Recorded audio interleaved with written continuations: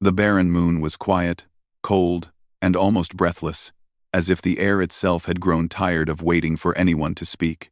Liraya walked slowly across the gray surface, her steps light but unsteady. Her skin shimmered faintly under the pale light, especially the small mark on her cheek that had ruined her life. Back on her home planet, Varela, every citizen was judged by perfection. Beauty, symmetry, and flawless skin meant everything. One tiny mark made her unfit, even though she was smarter, kinder, and more skilled than many who mocked her. She had tried to hide her hurt for years.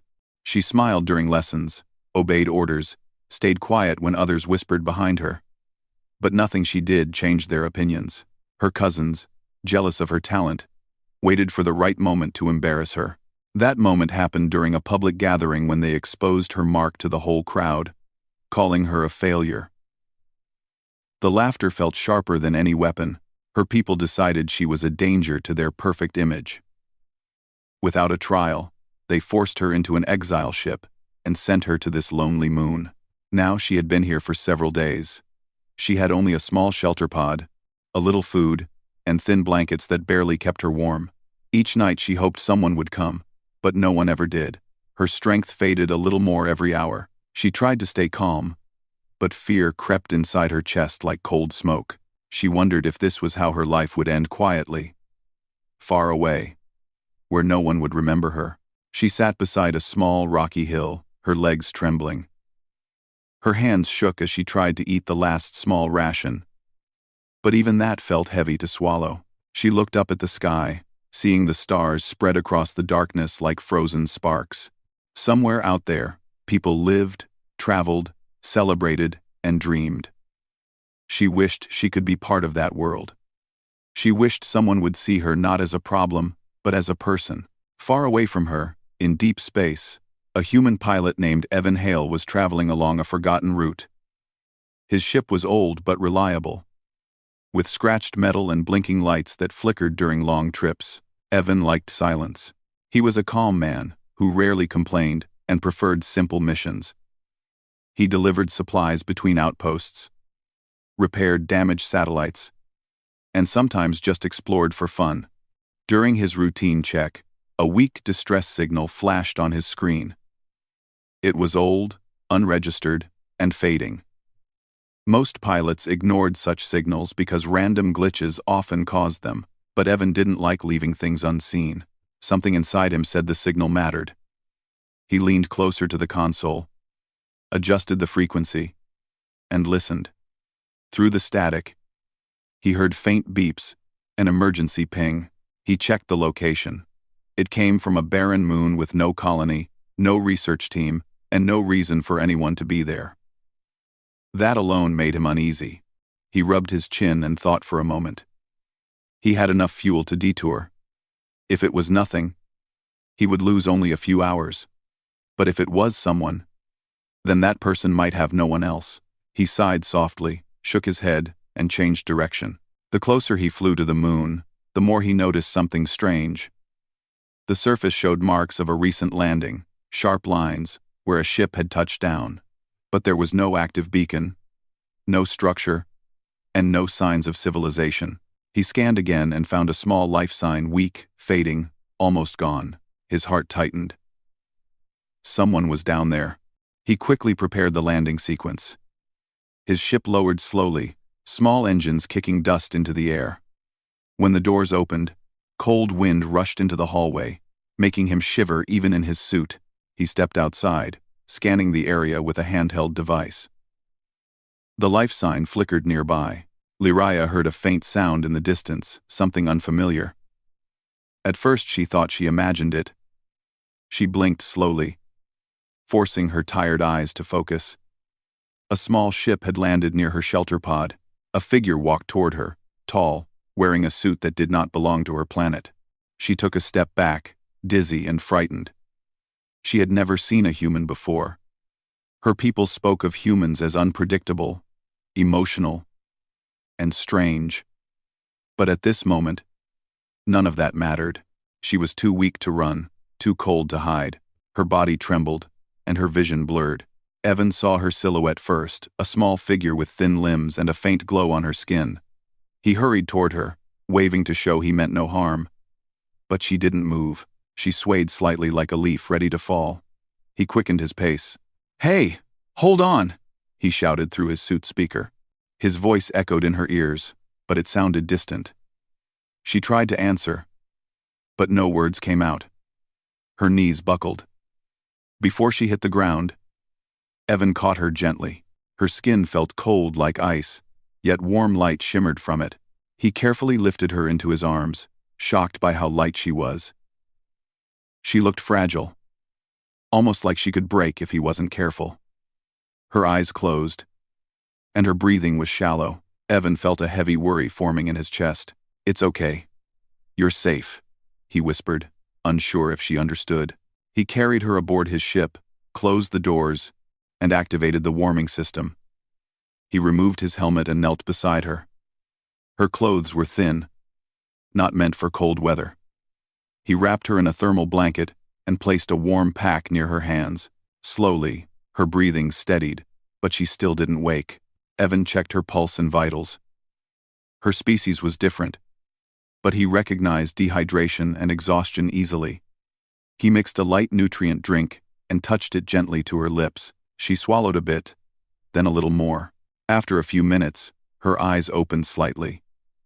They were bright, almost too bright for someone in her condition. She looked confused and frightened. She tried to sit up, but Evan raised a hand slowly. "It's okay. Don't move too much," he said softly. "You're safe here." She stared at him, unsure. Her voice was barely a whisper. "Who are you?" Are you?" "Evan Hale, human pilot," he replied calmly. "I found a distress signal from this moon. I'm here to help you." She blinked, surprised. "You came for me?" He nodded. "Of course. Someone needed help." Her eyes filled with emotion she had been forced to hide her whole life. No one from her planet would have bothered to look for her. No one would have cared if she lived or died. But this stranger, this human, came without knowing anything about her. She looked away, trying to control her breathing. "I didn't expect anyone." Evan offered her water. She drank slowly, her hands shaking. He noticed the mark on her cheek but didn't stare. It was simply a feature to him. Nothing more. She saw this in his expression, and it softened something inside her chest. "How long were you out there?" he asked. She struggled to recall. 4, 5 days. Maybe more. I lost track. "You're lucky I was nearby," he said gently. "Your body was shutting down." She lowered her eyes. "It doesn't matter. My people don't want me." "Why?" She hesitated. The truth always brought pain, but Evan's eyes were steady, calm, and patient. So she whispered, "They said I am flawed." He frowned. "Because of that small mark?" She nodded, her voice cracking. "They exiled me for it." Evan felt anger rise, but he kept his voice gentle. "That's not a flaw. It's just part of you." No one had ever said such words to her. Not once. Her throat tightened, and her vision blurred, but not from exhaustion this time. She felt something strange, warmth, comfort, and confusion, all at once. Evan continued, "You're safe with me. I'm taking you away from this moon. We'll get you proper food and care." She stared at him, her voice trembling. "You would do that? For someone you don't know?" He smiled softly. "Everyone deserves help. You're not alone anymore." Her chest felt lighter for the first time since she was born. The cold inside her heart slowly melted. She whispered something so quietly that even she wasn't sure why she said it. "Thank you, human." Evan stood, adjusting the ship's systems for departure. Lariah watched him with tired eyes. For the first time, she realized someone had chosen to stand near her instead of turning away.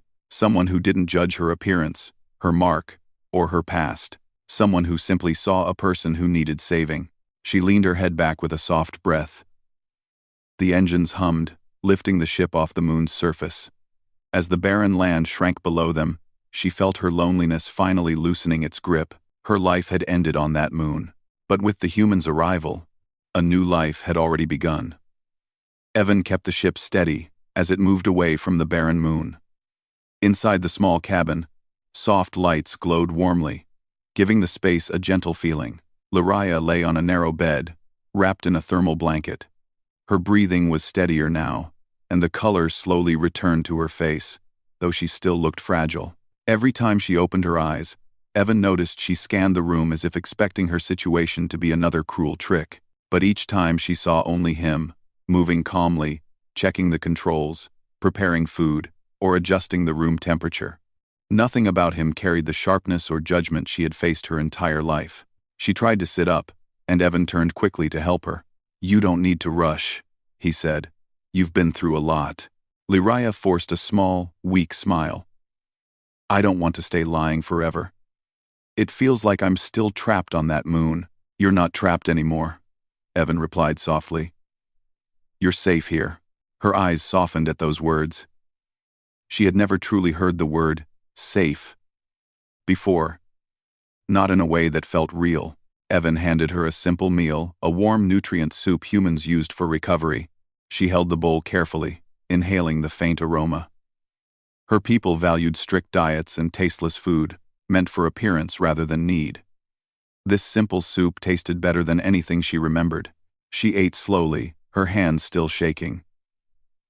Evan pretended to focus on the ship controls so she wouldn't feel watched. But he stayed close enough in case she needed help. After a few minutes of quiet eating, Lariah finally spoke. "Why? Why did you come? You didn't know me." "Because someone needed help," Evan said without hesitation. "I don't like leaving someone behind." She lowered her gaze, touched by the simple honesty of his answer. On Varela, helping someone was considered a waste unless it increased status. Her people avoided anyone seen as imperfect, yet this human helped her with no reason, no reward, no expectation. "You humans are strange," she whispered. Evan chuckled. "I've heard that before." Lariah watched him for a moment. He seemed strong but gentle, confident but calm. His presence made the small space feel warmer, safer. She tried to understand him, but he remained a mystery. Still, a comforting mystery. "Where are we going?" she asked.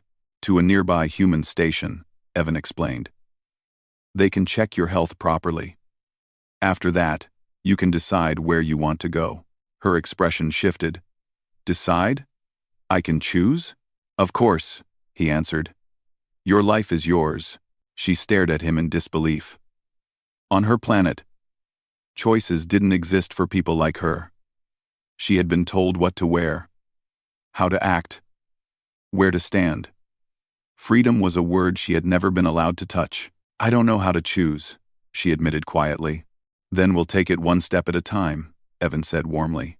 She felt her chest tighten, not with fear, but something gentler. She looked down, unable to hold his steady, kind gaze for too long. Their peace didn't last long. A sudden alarm beeped on Evan's console. He frowned and quickly checked the screen. "What's wrong?" Lariah asked, her voice trembling slightly. Evan didn't want to worry her, but he also didn't want to hide the truth. "A ship just appeared on the scanner. It's following us." Lariah stiffened. Her fingers tightened around the blanket. "My people, they wouldn't come for me." "Maybe not your people," Evan said gently. "But someone else might be interested." Her heart dropped. She knew her cousins. She knew their fear of embarrassment. If the galaxy learned they exiled someone wrongly, it would ruin them. They could have hired someone not to rescue her, but to silence her. Evan read the ship's signature. "It's not Verulan military. Looks like mercenaries." "Mercenaries?" Her voice cracked. "Don't worry," Evan said calmly. "We'll handle it." He changed the ship's course. The engines roared as the vessel turned sharply. Lariah closed her eyes, holding the bed for balance. The mercenary ship followed quickly, closing the distance. Evan tightened his jaw. "They're fast," he muttered. Liraya whispered fearfully. They want to take me back. I won't let them, Evan said, his tone firm. She looked at him, shocked by the certainty in his voice. No Verilon had ever said such words for her. The mercenary ship fired a warning blast. A bright flash passed near Evan's ship, shaking the cabin slightly. Liraya gasped and instinctively curled up, her heart pounding wildly. Evan reached over and placed a steadying hand on her shoulder. It's okay, he said. That was a warning. They don't want to damage us yet. Yet? She whispered. Evan offered a reassuring smile. Trust me. She stared at him. Something in his eyes, calm, steady, fearless, slowly pushed back her panic. She nodded, faintly. Evan pulled the ship into a tight dive toward a nearby asteroid field. Dusty rocks spun in space like frozen storm clouds. The mercenaries followed but slowed down. Afraid of crashing. Hold on, Evan warned. He maneuvered through the thick clusters with precise movements. Liraya watched in amazement. He flew with confidence and skill she had never seen. His hands moved smoothly over controls, his eyes sharp and focused. You fly like you fought 100 battles, she whispered. Not battles, he said, but I've had my share of trouble. The mercenaries attempted to follow, but the asteroid field became tighter, more chaotic. Evan slipped through gaps with just enough space. The mercenary ship scraped against a large rock, sparks flying. A moment later, they pulled back, choosing not to risk further damage. They're retreating, Evan said with relief. Liraya exhaled slowly, her hands pressing over her heart. You saved me again. Evan smiled a little. Get used to it. I'm not stopping anytime soon. That simple sentence warmed her more than the blanket. For the first time, someone wanted her to live. After the danger passed, Evan steered the ship toward a small, abandoned asteroid facility he often used for repairs. The inside was dusty and cold but safe. Liraya followed him inside, still weak but more stable. The metallic hallway echoed with their footsteps. Evan set up a small heating unit. We'll rest here until I check the ship. Those mercenaries hit our shields harder than I'd like. Liraya sat on a crate, watching him pull out tools and open a panel near the engine. She had never seen someone so focused on helping her without expecting something in return. She wanted to speak but didn't know what to say. Finally, she whispered, Evan, why do you care so much? Clued. Clued. Clued and C. Clued. Clued and C. Clued and C. Clued and C1. Clued and C1. Clued and C1. Clued and C1. Clued and C1. Clued and C1. Clued and C1. He paused and looked at her. Because you deserve better than what happened to you. She blinked, startled. No one on her planet ever said she deserved anything. But you don't know me. I don't need to know everything, he replied. I can see enough. She looked down again, feeling something warm spreading slowly inside her chest. She hugged herself, as if holding that feeling close. While Evan worked, Liraya walked slowly around the room. She touched the metal walls lightly. Her shimmering mark glowed a little brighter as she moved near energy lines in the floor. She didn't understand why, but she felt something subtle, waves of energy, almost emotions, like faint whispers in the air. She touched the wall again, and the glow grew stronger. Evan noticed. Your mark. Is that normal? Liraya shook her head. No. My people never let me explore it. They said it was a defect. Looks more like an ability to me, Evan said. She blinked. Ability? Yeah. You reacted to the energy here. He smiled gently. Maybe you're more special than they realized. Special, a word she had never been allowed to claim. She sat beside him, feeling brave enough to ask, If my people send more hunters, will you still help me? He looked at her with calm certainty. I'm with you. Whatever happens. Her breath caught slightly. No one had stood by her before. Not even in her childhood. Hearing it now felt unreal but deeply comforting. Thank you, she whispered. Get some rest, he said softly. We leave in a few hours. Liraya lay down on a small cot in the corner. She watched Evan continue to repair the ship. The sound of tools tapping gently against metal made her feel oddly peaceful. She let her eyes drift shut, feeling safe for the first time in her life. As she began to fall asleep, one last thought entered her mind. Her exile had taken her away from her people. But maybe, just maybe, it had brought her to the person she was always meant to meet, and she was no longer afraid of what came next. Evan finished tightening the last bolt on the engine panel, wiped his hands on a cloth, and stepped back to check his work. The soft hum of the repaired systems filled the quiet room. It was almost peaceful. A strange kind of calm inside the abandoned asteroid facility. Light flickered from old ceiling strips. But it was enough. He looked toward Liraya, who slept lightly on the cot, her chest rising and falling in slow, steady breaths. She looked stronger than before, yet still delicate. Still uncertain, like someone who had never been allowed to truly rest. Evan sat down nearby, letting his muscles relax after hours of work. He didn't want to wake her, but as always, she sensed motion around her. Her eyes opened slowly, shining faintly even in the dim light. She lifted her head and blinked. "You repaired it already?" she asked softly. "Mostly," Evan replied. "We'll be able to fly again. But we might run into more trouble." She sat up a little straighter. "More mercenaries?" "Possibly," he said. "Whoever sent them won't stop unless they think you're gone." Liraya lowered her gaze. The thought that someone wanted her erased hurt more than the exile itself. "They fear embarrassment," she whispered. Evan leaned against the wall. "Embarrassment doesn't justify hunting someone." Her eyes softened. She admired how simply he said things, how directly he saw right and wrong. She had lived her whole life in a society that twisted truth with elegance and polite cruelty. Evan, in contrast, was simple, yet his simplicity held strength. She took a breath. "I don't want to hide forever." "You won't," he replied. "But you need strength, understanding, and a plan." She nodded slowly. Her fingers brushed the edge of the cot, and her shimmering mark glowed faintly again. Responding to something only she could sense, Evan noticed. "You felt something earlier. Can you try again?" Liraya hesitated. I don't know how. My people never let me use it. They said it made me unstable." "Maybe they were wrong," Evan said gently. "And maybe it's time to learn what you can really do." His calm encouragement gave her courage. She stood carefully, wrapping the blanket around her shoulders, and walked toward the wall panel, where she felt the faint energy before. The abandoned facility still carried traces of old power lines, thin but present. She placed her hand on the wall. Her mark shimmered softly, then slowly brightened. A quiet vibration moved through the air. Nothing dangerous, just a gentle ripple Evan could barely notice.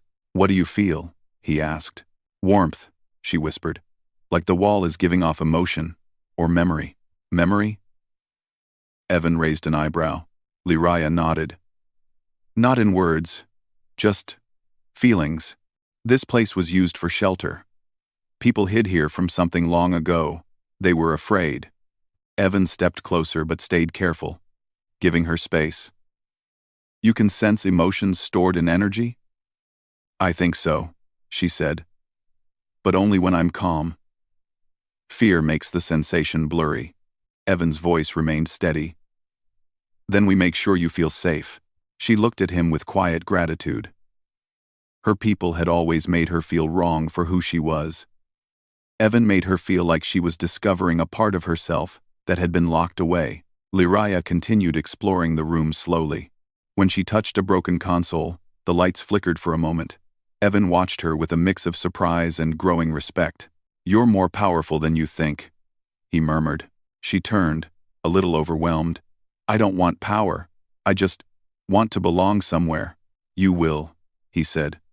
"And no one can take that from you." His words carried weight, soft but solid like the foundation she had never been given.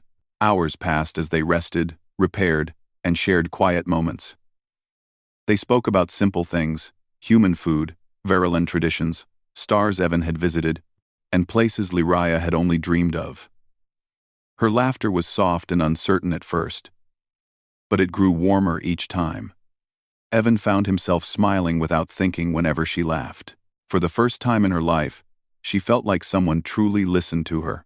When it was time to leave, Evan checked the scanners carefully. No ships nearby. We have a clear path. Liraya stood beside him.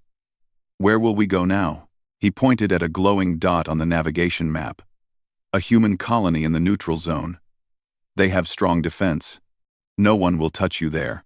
Liraya touched her shimmering cheek lightly. I don't want to hide there either. I want to face my people. But not alone.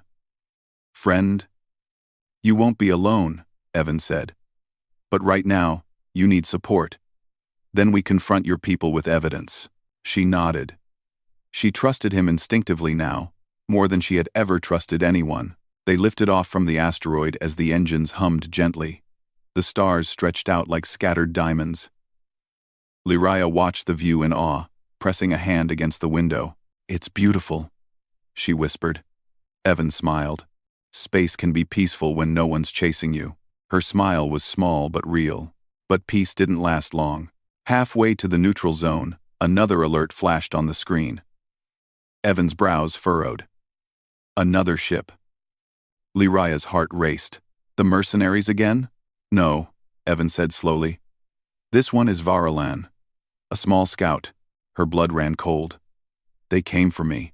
Evan switched to manual controls. They won't get you. The scout ship sent a communication request. Evan blocked it. A moment later, the scout accelerated, closing the distance faster than the mercenaries had. They're not here to talk, Evan said. What do we do? Liraya asked, fear trembling in her voice. Evan's tone turned determined. We do what humans do best. We improvise. 1. He pulled the ship into a sharp spin, dodging the first blast. Liraya grabbed his seat for balance. The Varalan scout followed with silent precision. They're better pilots, she whispered anxiously. Their ships respond faster. But they're predictable, Evan answered. He suddenly dove downward toward a drifting cloud of crystal dust from a broken comet. The particles were sharp and bright, floating in a hazy mass. The Varalan pilot hesitated, but only for a second. Evan flew straight into the field. Liraya gasped. We can't see. They can't either, Evan said. But humans are used to flying blind. He switched to old-school navigation manual thrusters, sound cues, and instinct. The ship rattled as crystal dust brushed past the hull like thousands of tiny bells. Liraya clung to the seat, trusting him fully now. The Varalan pilot tried to follow but misjudged a cluster and slowed down, afraid of damaging their sleek ship. Evan whispered. There. He triggered the rear energy pulse. The wave scattered the crystal field behind them, creating a sparkling burst that blinded the Varalan sensors for several seconds. When they broke out of the cloud, the scout was far behind and unable to pursue. Liraya exhaled deeply, trembling from relief. Evan, how do you stay so calm? He grinned slightly. Pilots don't panic. We panic later. She laughed despite her fear, placing a hand over her chest to steady her heartbeat. The rest of the journey was quieter. They reached the human colony, Aurora Station. Lights wrapped the station like a glowing ring. Large protective shields flickered gently around it. This place is safe? Liraya asked softly. One of the safest, Evan confirmed. No one gets through their defenses without permission. They landed and walked through the docking corridor. Liraya stayed close to Evan, overwhelmed by the mix of human faces, machinery, and warm lights. Humans smiled at her out of curiosity, without judgment. Some nodded politely. She almost melted with relief. Inside the medical bay, human doctors examined her gently, asking permission before every step. Liraya was shocked by the respect. Evan stayed nearby the whole time, leaning against the wall but watching protectively, ready to step in if she got uncomfortable. After the checkup, a doctor smiled warmly. Your health is improving fast. Rest, eat, and stay safe. When they left the room, Liraya looked up at Evan. Her voice shook. Your people, they treat me like I matter. You do matter, Evan said. Her eyes watered, but she blinked them away. She didn't want to cry. Not now. Not when her heart finally felt lighter. That night, they sat together in a quiet lounge overlooking the stars. Lyraya held a warm drink in her hands, feeling its heat seep into her fingers. Evan, she said gently. I want to face my people. I don't want them to control the story. I want to show them who I really am. Evan nodded slowly. If that's what you want, then I'm with you. She looked at him, truly looked, and felt something deep settle inside her chest. A feeling that told her she wasn't just saved. She was seen, and now she was ready to stand, not as someone imperfect, but as someone stronger than the world that rejected her. With him beside her, she felt brave enough to face anything. Evan woke before the artificial sunlights turned on inside Aurora Station. The soft glow slowly brightened the hallway, but he was already awake, leaning on the railing of the observation deck. Stars glittered beyond the thick glass like silent witnesses. He watched them quietly, thinking about the choice Lyraya had made. She wanted to go back to her planet. She wanted to face the people who hurt her. She wanted to stand in front of them not as a frightened exile, but as someone who finally understood her worth. He admired her courage, and he worried for her. He heard light footsteps behind him. When he turned, Lyraya was standing there, wrapped in a long station cloak, her hair soft around her shoulders, her eyes bright even in the dim light. She still looked gentle and fragile, but something inside her had changed. There was strength now, a quiet strength that did not exist when he found her on that cold moon. You couldn't sleep? She asked softly. Not much, Evan admitted. She walked closer, standing beside him. Are you worried about today? I'd be lying if I said no, he said with a small smile. Your people won't welcome us with open arms. Lyraya nodded. I know, but I don't want to hide anymore. I want the truth to be known. Evan glanced at her. Then we'll show them the truth. Together, she lowered her eyes, touched by his simple promise. It meant more than any grand speech she had heard in her life. They prepared for the journey with care. Evan collected the evidence. The mercenary attacks, the exile ship logs, the medical scans showing how weak she had been. Lyraya gathered her thoughts, reminding herself she deserved to stand before her people just as much as anyone else. Humans on the station offered her warm wishes, telling her to stay strong. She wasn't used to kindness, so every smile felt new, almost unbelievable. Finally, they boarded Evan's ship. The engines hummed gently. As they lifted off from the station, Lyraya sat quietly in the co-pilot seat, breathing deeply. Are you ready? Evan asked. No, she whispered honestly. But I want to try. That's enough, he said.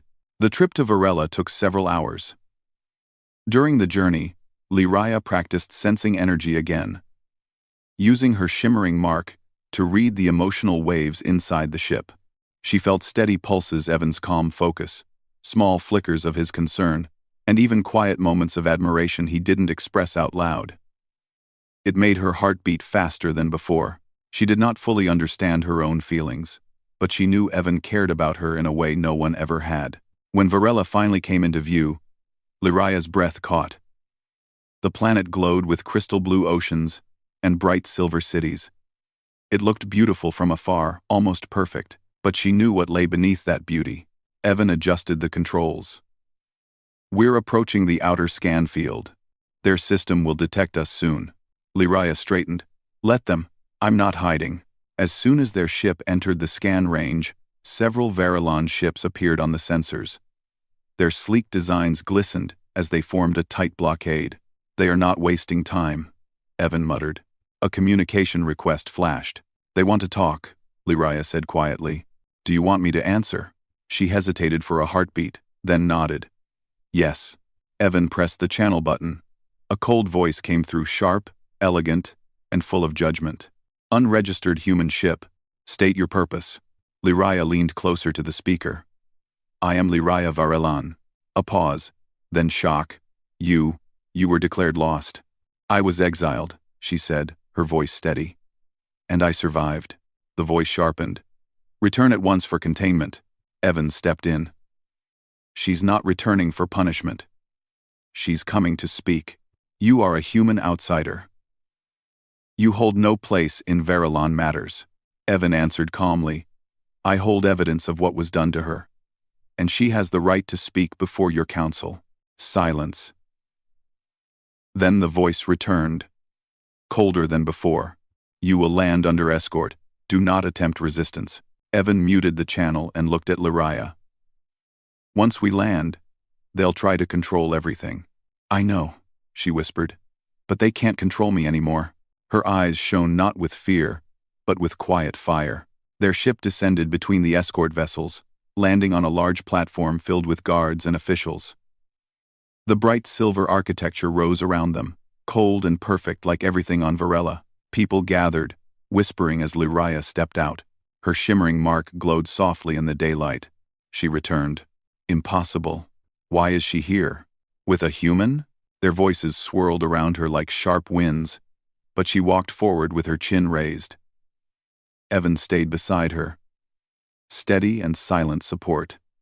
Inside the council chamber, her cousins stood at the front, faces cool, expressions hiding fear. They did not expect her to come back alive. They expected silence. They expected shame. Lyria gave them neither. Why did you come back? One cousin asked with a forced smile. To speak the truth, Lyria said simply. This is unnecessary, another said quickly. You were exiled for your own good. No, Lyria interrupted. Her voice was soft, but it cut through the room. I was exiled because you feared my mark, the room murmured. Her cousin's eyes widened. This human corrupted your thoughts, her eldest cousin said sharply, pointing at Evan. Lyria shook her head, calm and steady. He saved me when you left me to die. Evan stepped forward and placed the data chip on the center console. These are recordings of mercenary ships sent after us. Someone wanted her silenced permanently. Gasps rippled across the chamber. The council members exchanged shocked looks. Her cousin's voice trembled as he tried to deny it. This is fabricated. Humans manipulate data. Before he finished, Lyria's mark glowed brightly. She lifted her hand slightly, sensing the emotions in the room. Waves of fear, guilt, and hidden truth washed toward her. She took a slow breath. You lie, she said softly. I can feel your guilt. You feared I would expose your cruelty, so you tried to erase me. The chamber erupted in chaos. Council members stood, shouting. Citizens pressed closer to hear. Guards exchanged uneasy looks. Her cousins paled. They weren't prepared for her strength, her confidence, or her ability. One council member raised his hand for silence. If her mark reacts to emotional energy, he said slowly, then she possesses the ancient Verilon trait.